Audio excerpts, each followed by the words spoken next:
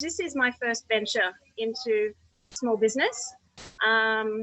It started a few years ago when I hit a life stumbling block, as many of us do when we approach our 40s. Very common. Yep.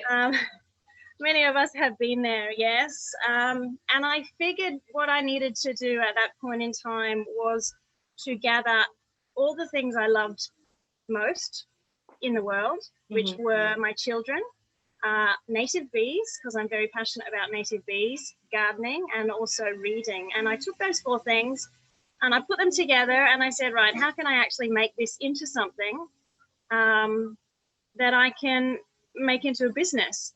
It was sort of born of a need or a necessity for me, not a necessity to just do something to fill my time. For me, as I was approaching 40 and my marriage had collapsed, and I was very conscious of the fact that I had the potential to fall into that black hole called depression. So I went, instead of doing that, I'm going to gather all the things that I love most in the world.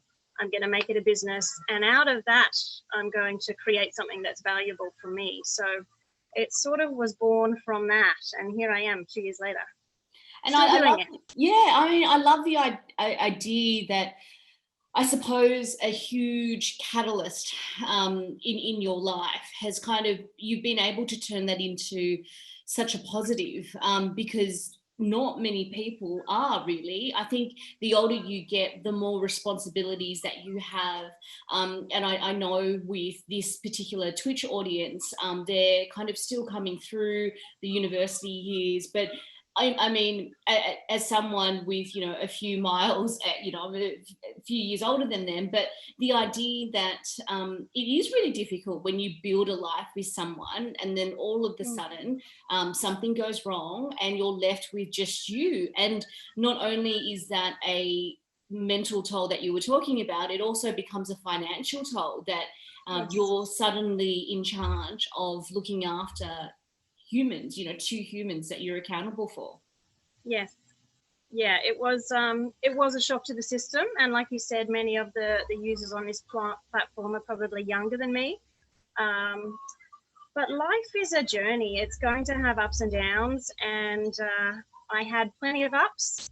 I'll be honest, I have been blessed. And the last few years it gave me my fair share of downs as well. And they're always going to happen. And the best you can do is take it a day at a time and make the best of what you've got. And that's what I've tried to do. Yeah, and I love this idea that you talk about of, there are ups and downs because, I mean, even as kids, you're just you get consumed with the idea of narrative storytelling and particularly fairy tales as well.